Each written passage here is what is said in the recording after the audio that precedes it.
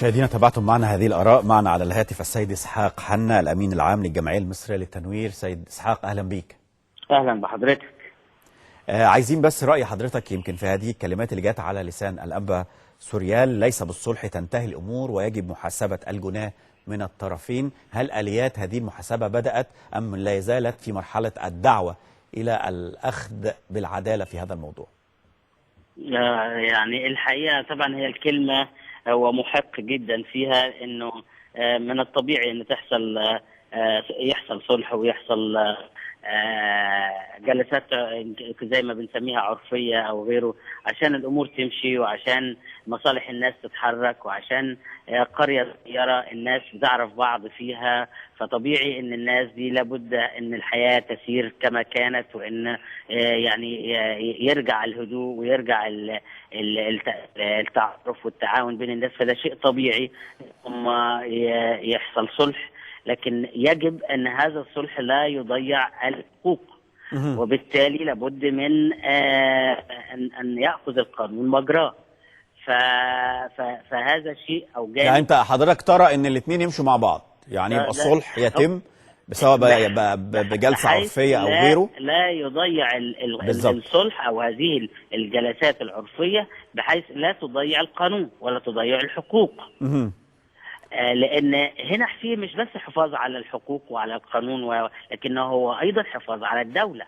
ولا يمكن ان بلد عظيم زي مصر انه يعني يتنازل عن فكره انه دوله. ده مصر دوله من اكثر من الاف السنين يعني. بالتالي احنا مش قبائل، يعني احنا مش مجرد نكتفي بمجرد شويه صلح وكاننا قبيلتين متنازعتين او اسرتين متنازعتين. لا، ان المجتمع المصري كله يبقى ليه حقوقه. يعني هذا الذي حدث ليس فقط عيبا ولا ليس فقط إهانة لهؤلاء الأشخاص اللي وقع عليهم هذا الجرم، طبعا أيضا للمجتمع كله.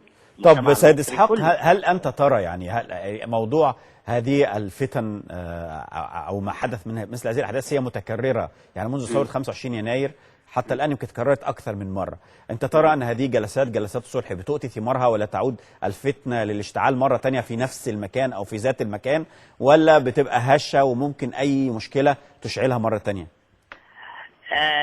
لا أعتقد أنها بتظل يعني الأمور مستكينة والأمور جيدة بعد العرف بعد هذه الجلسات، ولكن ليس كل الجلسات متماثلة. يعني على سبيل المثال الجلسة اللي كانت في حادثة أطفيح كانت جلسة سيئة إلى الغاية بسبب أنها تهدر القانون إلى أبعد حد وتهدر قيمة الدولة إلى أبعد حد.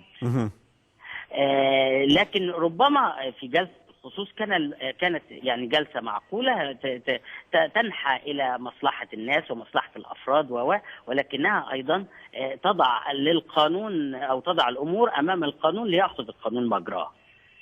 إنما ليست كل. لكن بالنسبة لسؤال حضرتك، نعم الجلسات العرفية لها إيجابيات كثيرة، ولكن لا يجب أن تضيع القانون، وإلا نصبح كأننا في مسكنات فيما بعد هتؤتي بعواقب أكثر وخامة. يعني تأتي بعواقب أكثر وأكثر وخامة بلا شك.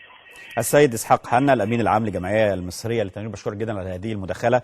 يمكن هذه المداخلة وضحت الأمور أن يجب أن يتوازى الحلين معا: الجلسات التي تدعو إلى الصلح، الجلسات العرفية التي تدعو إلى الصلح، خاصة أن احنا بنتكلم عن قرى لها طبيعة ريفية. الطبيعة الريفية بتكون